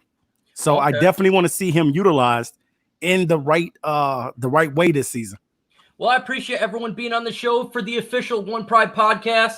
And when it comes to Danny Amendola with Matthew Stafford, I think the connection was very good last year, and I think it was exceedingly good. I don't know if it's going to get better than what it was, because I think when Matthew Stafford and him were on the field at the same time, it was lights out to me. There's so better just because he got over 600 yards. Danny Amendola was throwing up numbers of a number 2 wide receiver as a number 3 with Detroit. So I don't know if it's going to get better. I think if it just stays the same, I'm happy. I don't care if he gets 1 touchdown or 10. We have weapons to get touchdowns. Right. The Kenny Galladays, the Marvin Jones, the TJ Hawkinsons. Those guys are going to get the touchdowns on the ground. We got DeAndre Swift. We got Kerryon's Bo. I'm not worried about touchdowns. I'm simply worried about the third downs. I'm worried about those downs. And I think that Danny Amendola, if he can pick up those essential first downs, if we need be, that's all I want. That's the only real connection I want. And I think he did that fine. And one thing that I really did like about Danny Amendola besides week 1 game is he actually paid attention to the clock. He'd get out of bounds if need be, except for week 1 where he really ate up the floor there. But other than that, I don't know if the connection is going to get better, if it really needs to get better. We got weapons. We got to think about De'Ron Hall as well. Marvin Hall was like, we got so many weapons. Yeah, he was lighting it up. Marvin Hall was lighting it up. And if he even took a less of a role as he did last year, I'm fine with that because we got so many weapons. We got Cephas in here. I mean, this offense is loaded. And to me, I don't know if it necessarily has to be better for me to even be happy about it. I think it's perfectly fine. Right. Even if it gets a little bit worse. And I don't think it will. I think it will just kind of be the way it was. And to me, that's fine. So I'm not a big worry about that. I'm not upset about him signing with Detroit. I think it's a fine signing. And we're going to continue to see the fruits of the labor in the 2020 season when he gets those crucial downs for us. That's more important than anything, guys. Sustained drives. First downs is more important than anything. We have to rest the defense. How do you rest the defense? Sustain long drives. That's just as important as anything. I love getting those fast touchdowns. Don't get me wrong.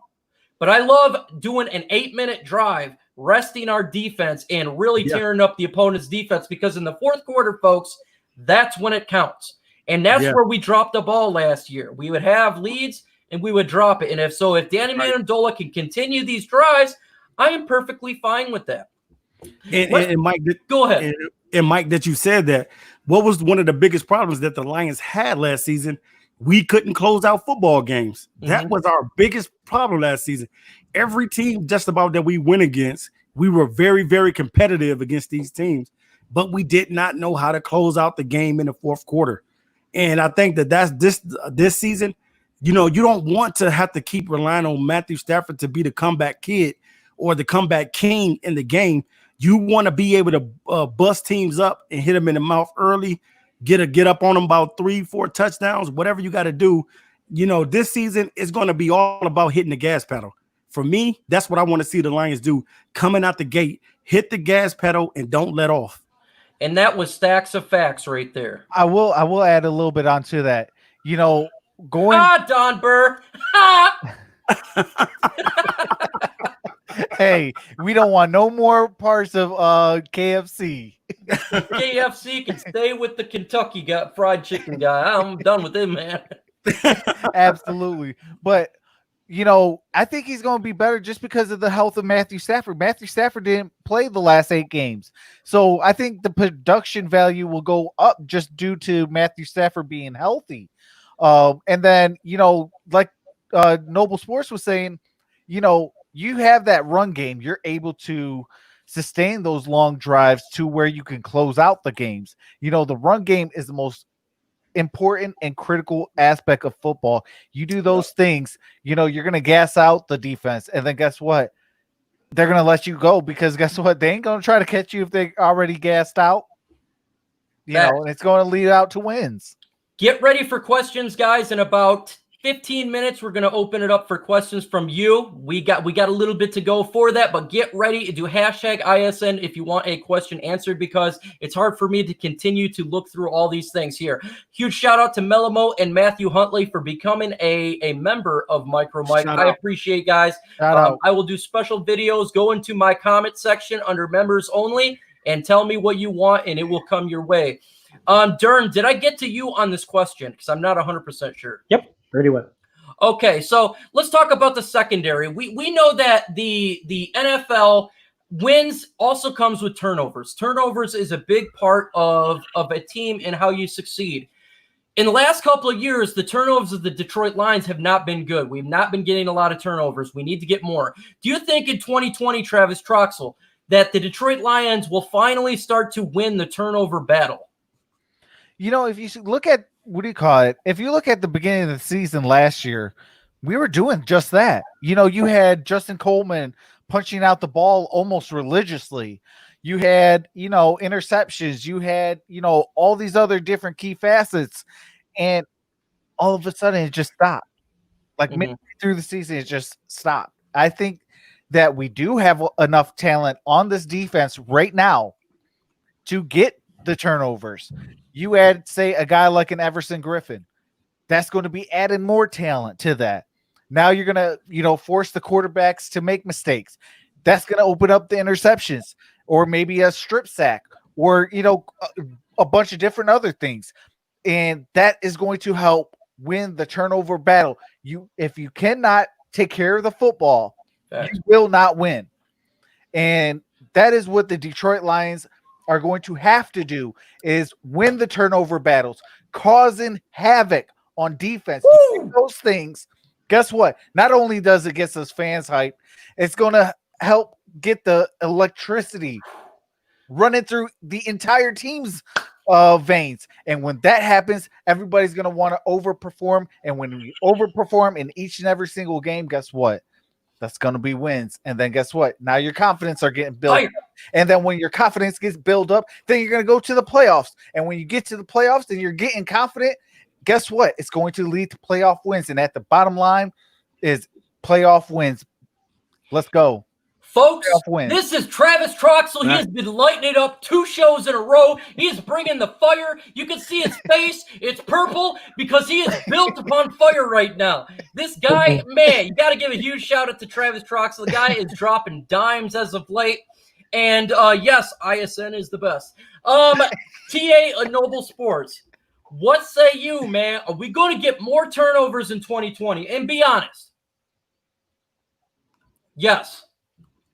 Definitely. That's a lot of turnovers you said there. Boom. None. What say you, Derrn? How many turnovers do you think that we're going to win the turnover battle in 2020? Well, from what I'm just going to add on to his, because he did drop a lot right there. That was just dynamite, man. Yes. So what also helps when you get turnovers is you keep your defense fresh. You keep your offense on the field. And if you're at home, that keeps the crowd in it as well. And when you have all of those going, your confidence is starting to skyrocket. Yes.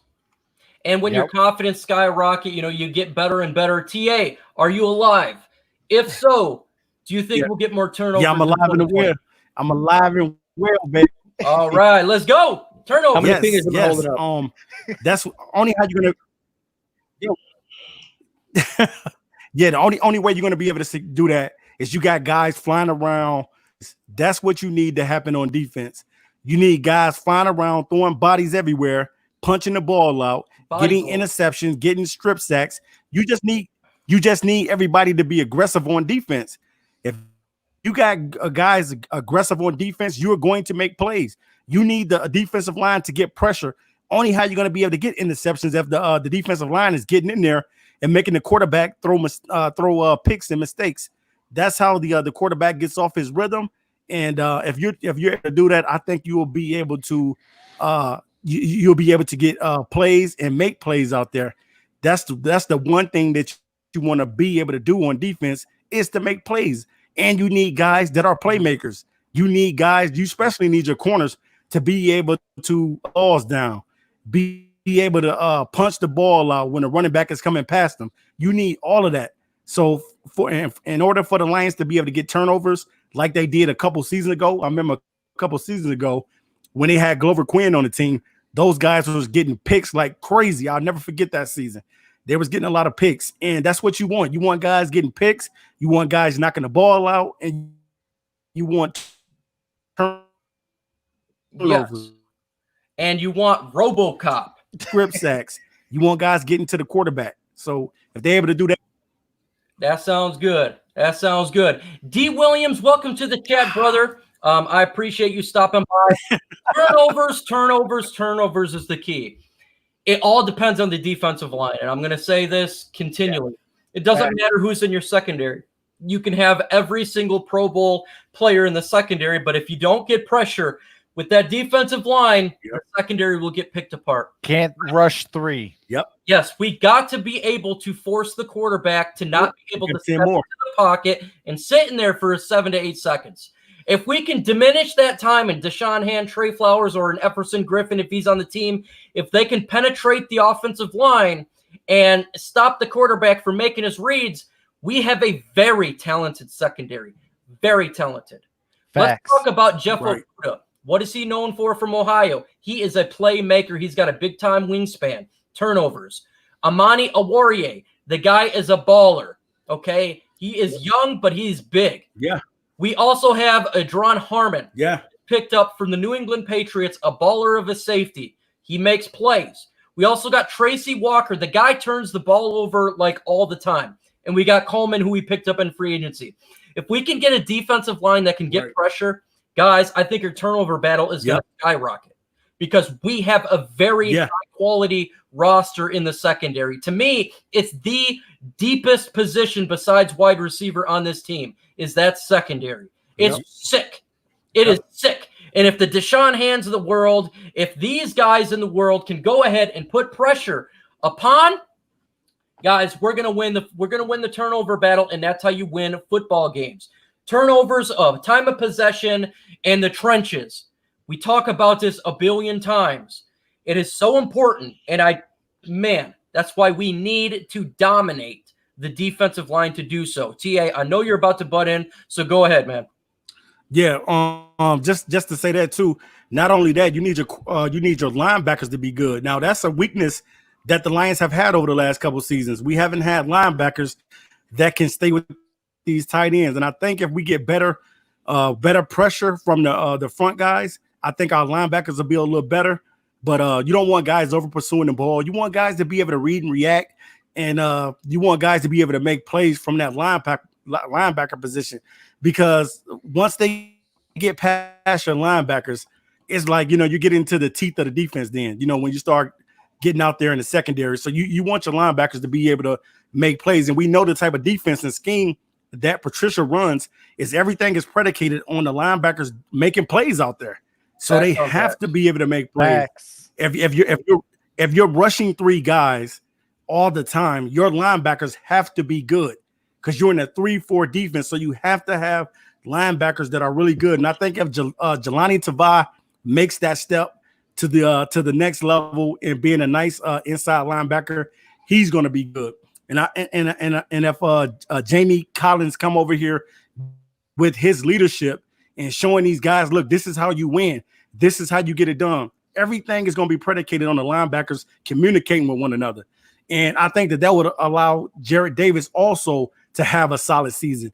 They must communicate in that linebacking core. Melabo, he dropped a question, and he is a new member to my channel, so of course I'm going to answer it, and I'm going to have Derrn answer this because he's got to go here soon. So he says, who gets more picks, Harmon or Walker? Both are great. I agree they're both great, but Derrn, who do you think would get more? I'm going to go out on a limb and say they're going to tie at the end of the year with 4. Ooh, that's a nice one. I like it. Harmon will have more pass breakups, but Tracy Walker will have more forced fumbles. Ah, Okay. man, Okay. you I know, this like is that. good competition because I really like Tracy Walker. He's got a knack for that football. I'm gonna just say Tracy Walker because I haven't seen Harmon on the field with the Detroit Lion, but I agree. They both very well could be a tie. What about you, Travis? What do you think about such a question as this? You know, yeah, I'm gonna have to agree with you guys. I think Tracy Walker, because he has been in the Matt Patricia system with the Detroit Lions, and that's one of the biggest things is you're with the Detroit Lions and played with the guys on the team. Mhm. I'm going to have to give it to Tracy Walker, but don't sleep on Derrn Harmon. I think he is a phenomenal athlete, and he's going to help this team win. You know, your safeties is your last line of defense. After your linebackers, it is your safeties because your corners are protecting the edge and the your wide receivers. Man, if we have them both break out like the Derrn's predicting, that's going to be wins, fellas. That is going to be wins, and by the boatloads, because now you're starting to get turnovers from the secondary because we already know what our Right. corners are going to do. We kind of have an idea what our this is what I was going to say on the previous topic is the linebackers are one of the most underrated positions on this team right now. Mhm. Like Right. we put a lot of talent there. Our secondary is kind of like the highest touted on defense, but now you're putting together the linebacking core, and then you got your defensive line. If guys get past those two phases, your corners are going to be able to help because they're going to be able to what do you call it? They got to stay with their mans deep down the field. So it's going to be your corner or your safeties that's going to have to be able to do that. And if both of those guys can take off and force fumbles and intercept or pass deflect and things like that, that is going to translate into wins. Yeah. Folks, it is your time to ask us the question. It is that time of the night. You ask the question, you run the show, we shall answer. Just please do hashtag ISN. It's very difficult, again, for me to go through this. So here is one from Lions Disease, also a Detroit Lions YouTuber. Make sure you subscribe to his channel. He says, last season, Bevel ran dive plays more than 85% of the time. If we have another poor run game because of his play calling, is his job in jeopardy? Fantastic question. That's a very good question. And this is interesting because everywhere Darrell Bevell went besides Detroit, he is known for running the football. He did that in Minnesota. He did with Seattle. I think that if we have the proper individuals on the offensive line, the plays that he do run is going to work. DeAndre Swift is in between the tackles type of running back, and so is Bo Scarborough. Bo Scarborough is dropping 4.1 yards a carry when he was on the field, and I think DeAndre Swift is going to help. I think that will alleviate some of the pressure for Darrell Bevell for these dive type of plays when it's just going basically straight down the middle. I think that will alleviate it. But if we don't continue to get a run game, if it is continually unsuccessful, we do have to look at him and find out what's the deal. Am I going to say he's on the hot seat? No, because our offense is a top 5 with Matthew Stafford, top 10 without him. But he does need to figure out, maybe get a new running backs coach, maybe look at the scheme and see what is going on here. What say you, TA? Yeah. I definitely can agree. I can agree with what he said on that comment, on that question. The thing of it is, yes, we ran a lot of dives last year, but I think this year the offense with the run game is going to be predicated probably on them being able to give the running backs the ball in their sweet spots. Everybody has a sweet spot on the field and where you're good at. Some guys are good getting to the outside. Some guys are good with misdirection and halfback corners, corner plays. Some running backs are good with the halfback zone runs and things of that nature. So it's all going to be predicated on where these guys are able to get loose at. And I think, like with a guy, when you're a shorter running back like a DeAndre Swift, you're able to, short guys are able to weave themselves through the defense because you're so small, and both, because the offensive lineman and the defensive lineman, these guys are giants out there. So you got a guy that's about 5'8", 5'9", that's out there carving you up, and you barely can get to him. So I think if they just play to the player, like when you got Bo Scarborough out there, make sure you got him running like power runs. He's good with the power. Carry on. He can be good as far as in the middle runs and things of that nature. But you want to make sure that he is bouncing it to the outside sometimes. And with the DeAndre Swift, he's a running back that can do it all. He can go on the inside and he can do it from the outside. And you want to kind of mix up the playbook this season. You want to have jet sweeps. You want to have some type of different things that you didn't do last year to implement this year, because teams are going to be looking for your run game because they know that you drafted a running back and they're going to be looking for that. Folks, Ricky Zhang is a young YouTuber, very young guy right here on there. Please support this young man's channel. He's trying to get to 300 subscribers. I love the young man. I think he's doing a great job, working extremely hard. I support it all the way. So please subscribe to his channel. I say every time that he gets on that I'm going to support it, and I'm going to shout him out every single time. Here's from Jorge. Derrn, first off, I know you got to go. Do you want to do your last words so you can get on going? I'll do it right after this question. Okay, so I'll send this one to you, and then we'll go through it. Panel, now that Dalvin Cook won't move a finger for Minnesota, do you think the Lions should trade for him? We'll go to Derrn last because that will be the last one. Travis Troxel, what do you think? Should we trade for Cook?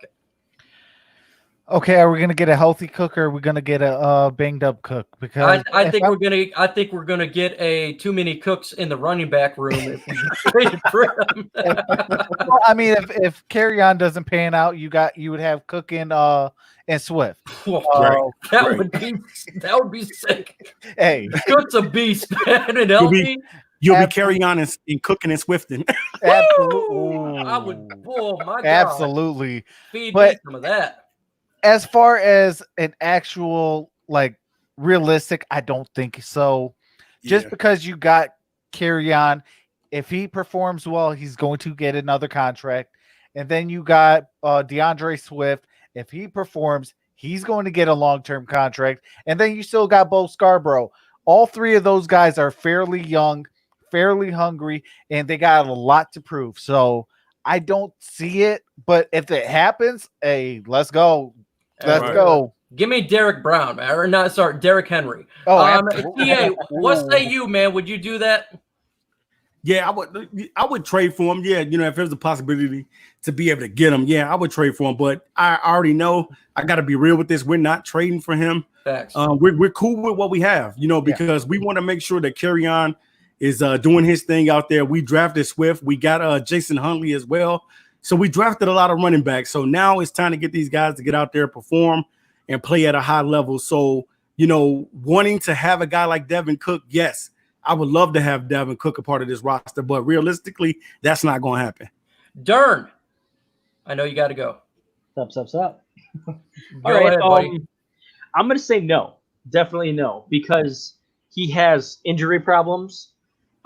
We just drafted 2 running backs, and I don't think I have ever seen a team trade up high talent to someone in their division, because that just says, oh, hey, I want to be beaten by the person I just drafted. All right. Do you want to say your last words to everybody before you skedaddle? Yeah, I appreciate everyone coming out. I had a great time. Hopefully everyone did. Get those likes up, please, if you haven't yet. Subscribe to all these great, fine gentlemen here. Grid as well. Mark Orum from Orum's Forum. We all appreciate you guys coming out, and you guys have a great night. All right. And that dude says from everyone on here, though, I love the bold prediction ones. I absolutely love it because this stuff can go crazy. But he says, what is your guys' bold prediction for 2020? Everyone respond, please. Travis, do you have a bold prediction for Detroit Lions in 2020? Matthew Stafford, MVP 2020. Whoa! Oh my God, that's bolder than bold.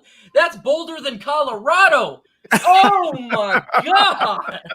That's a drop the mic moment.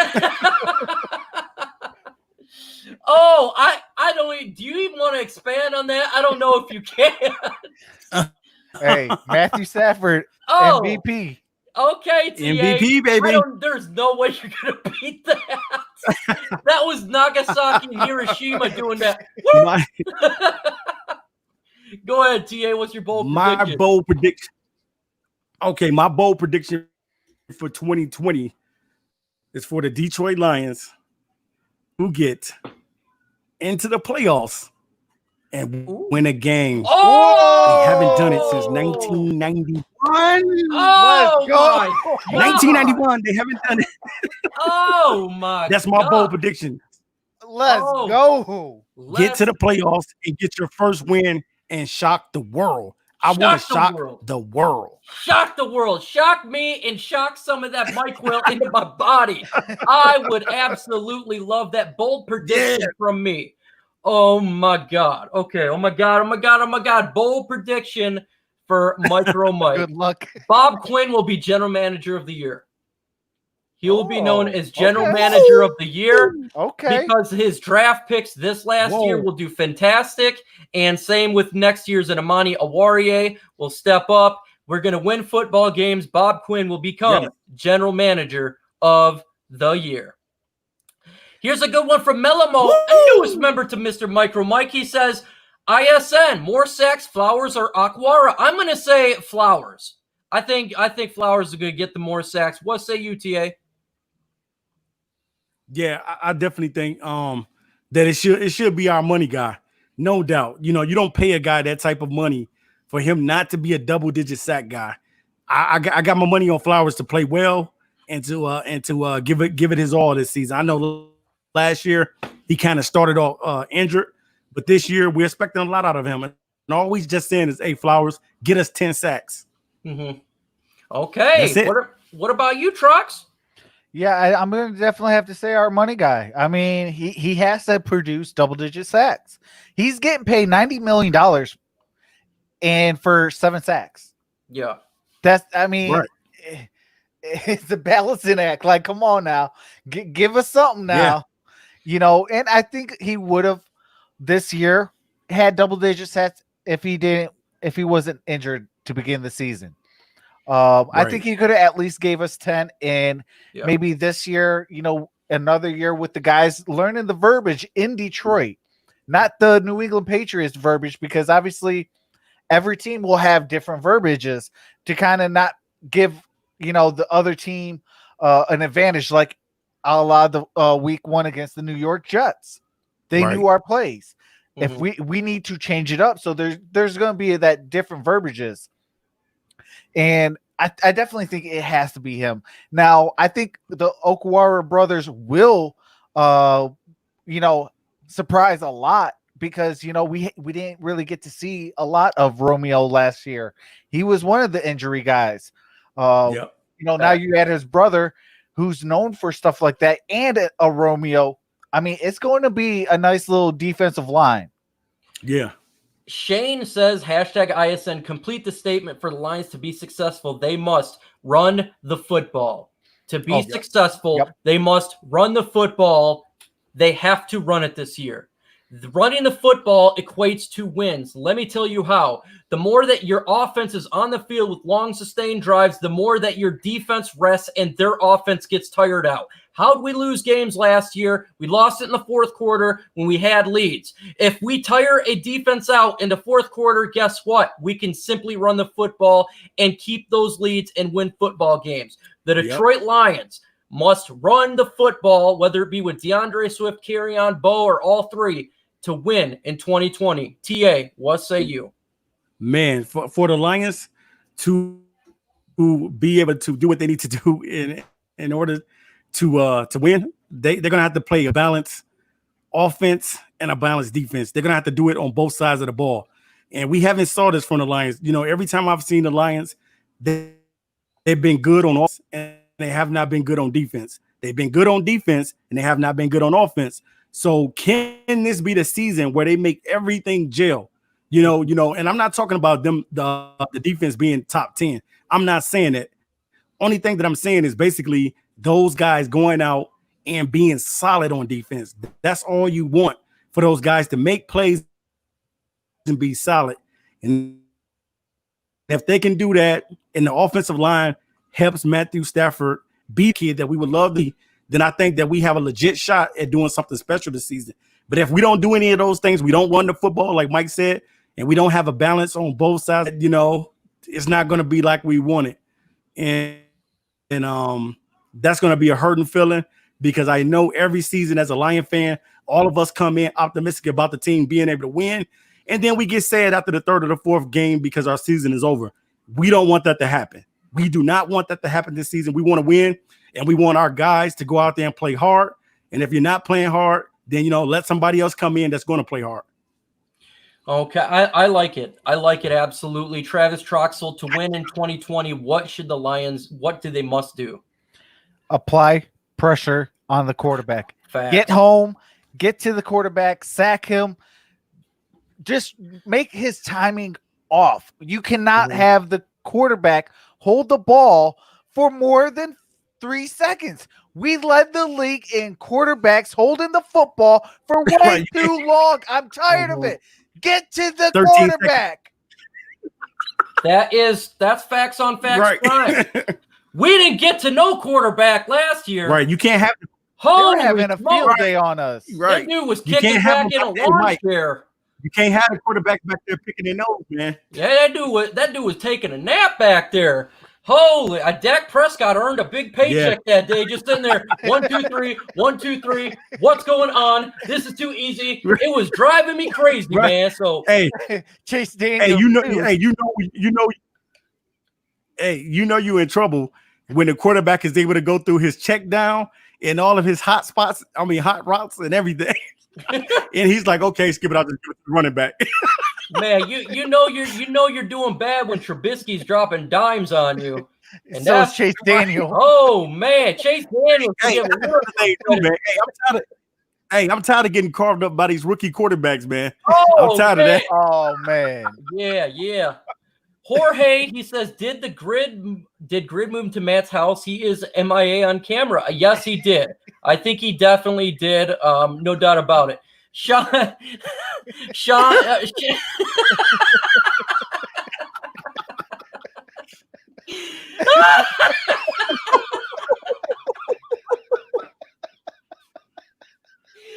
I hate myself.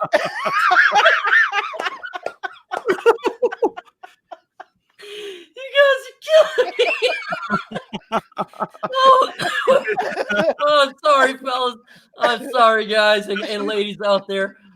Shane Diamond says, hashtag ISN, does Sternberg, Jackson, or Wiggins win starting job? Jonah Jackson's going to win the starting job for the right guard position, in my opinion. I think Wiggins will be a backup, unfortunately. I think Sternberg could win the starting job late in the season next year from Joe Dahl, TA. Yeah. All those guys got a possibility of being starters. Like I told you before about that offensive line, I'm going with the guys that's going to be out there blocking. I'm not going with just veterans anymore. I'm tired of that.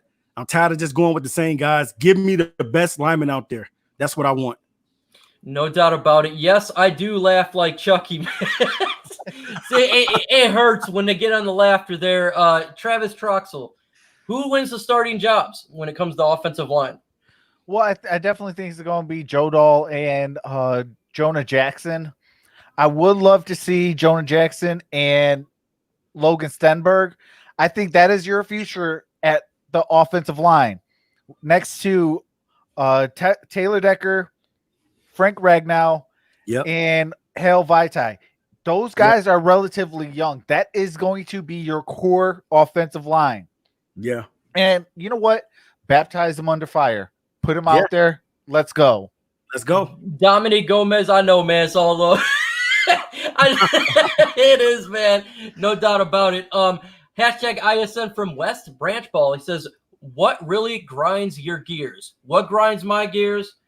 This is what grinds my gears. Officials! They grind my gears. Yes. Hands to the face grinds my gears.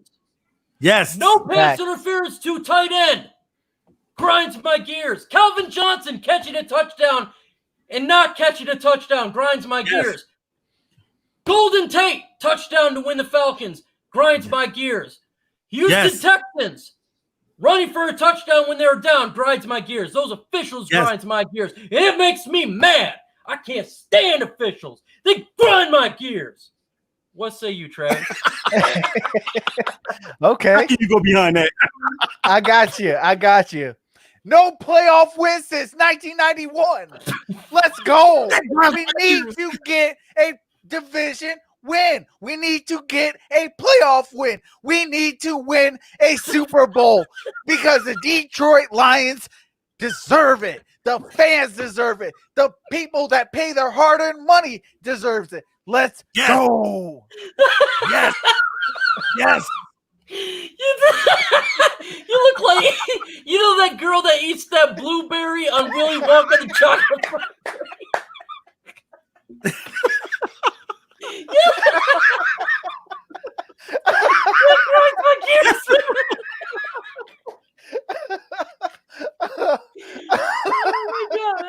Oh my god. Guys, this is why we do this stuff. This is hilarious. TA, man, what grinds your gears? What grinds my gears?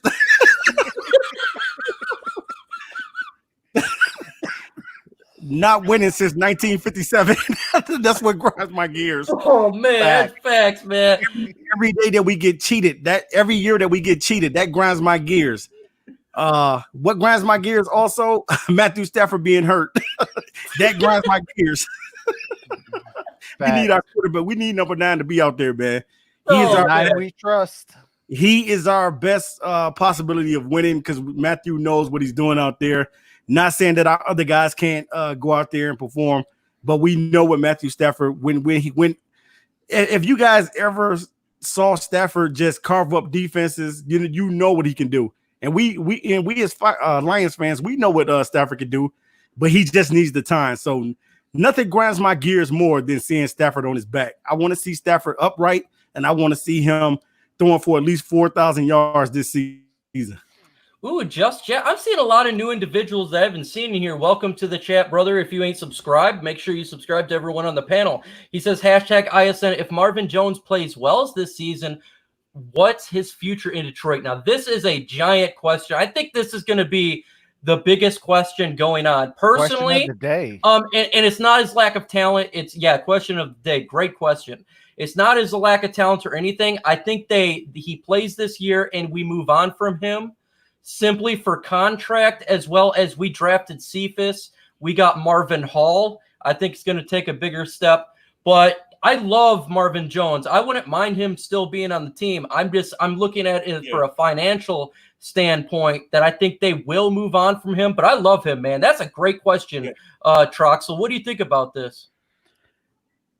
Depending on the contract size, I mean, if it's a low contract number, I don't think he will re-sign for a low contract number, especially, being in Detroit and things like that. Now, if we are close to a Super Bowl and he says, you know what, I'll sign even for $2 million. Then obviously if it's something like that, then you got to re-sign him. But realistically, I really don't think so. I would love for him to as well. But, just as Danny Amendola, I love Danny Amendola here. I just think that Marvin Jones Jr. and, Marvin Hall or Danny Amendola, I think those two guys are going to be gone because of Cephas and Marvin Hall. I think that the reason why those two guys are still here, not only because they're under contract, but to teach these young guys that your core is going to be Kenny Galladay, Marvin Hall, and Quintez Cephas. Yep. Man. What say you, TA? TA.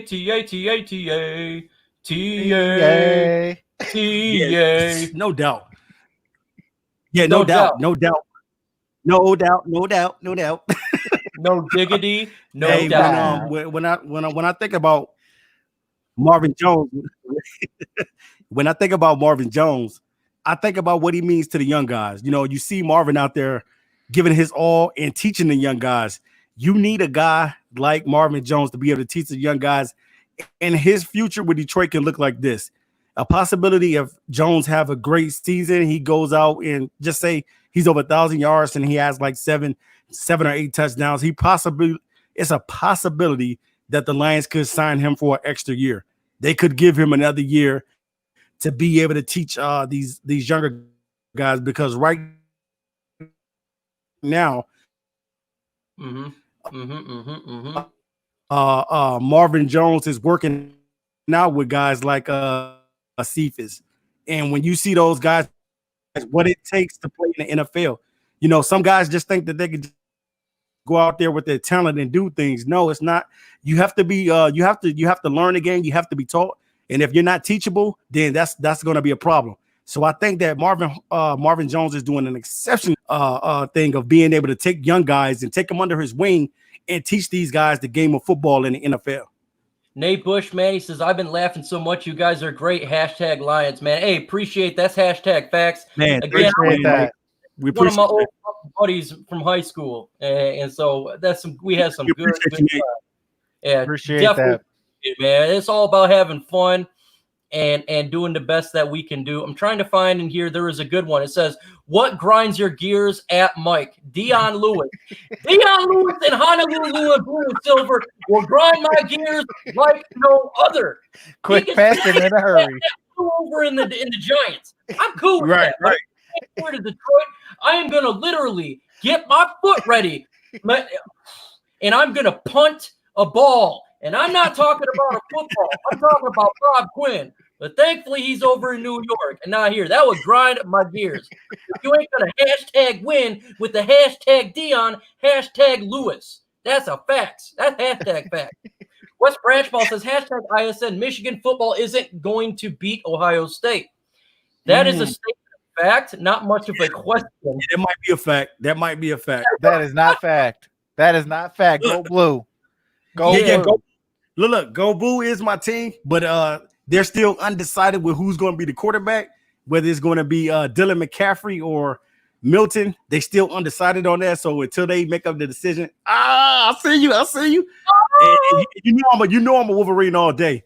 And the thing of it is that facts is facts. The Ohio State have dominated us for the last couple past seasons. I mean, for a while. Look at our quarterback, though. We had Shea Patterson.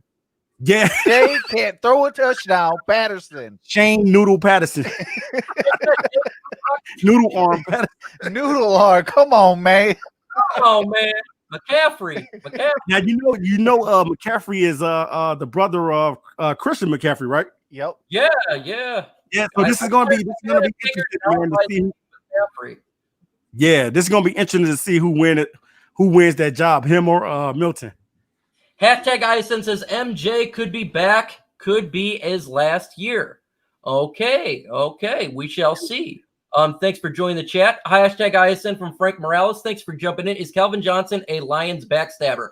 No. You want to know why? Because Calvin Johnson shouted your boy out, and he shouted my kids out, and I really appreciate you shouted out MicroMike and ISN. So no, he's not a Detroit Lions backstabber. Shout out to you, Calvin, man. I appreciate you taking time to talking to my kids and myself, man. You were an MVP.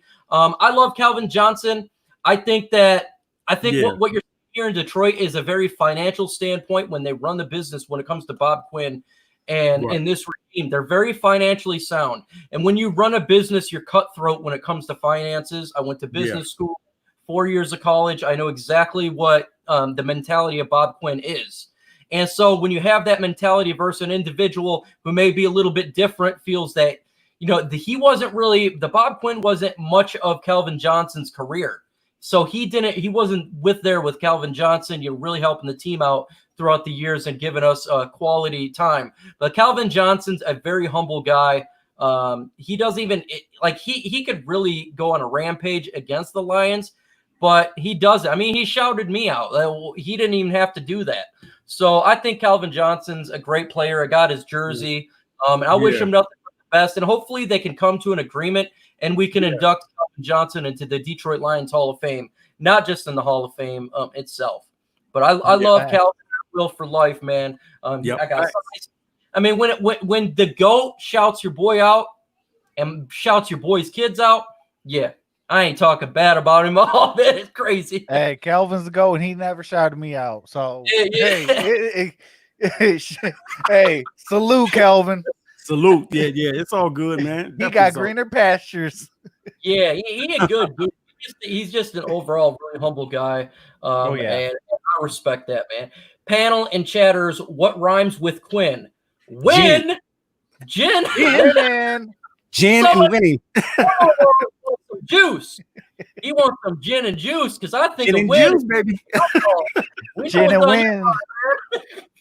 He wants some gin juice and some chicken wings.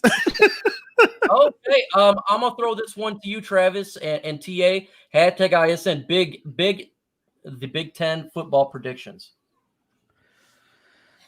Okay. Ohio State. Okay. I won't have to say a single word.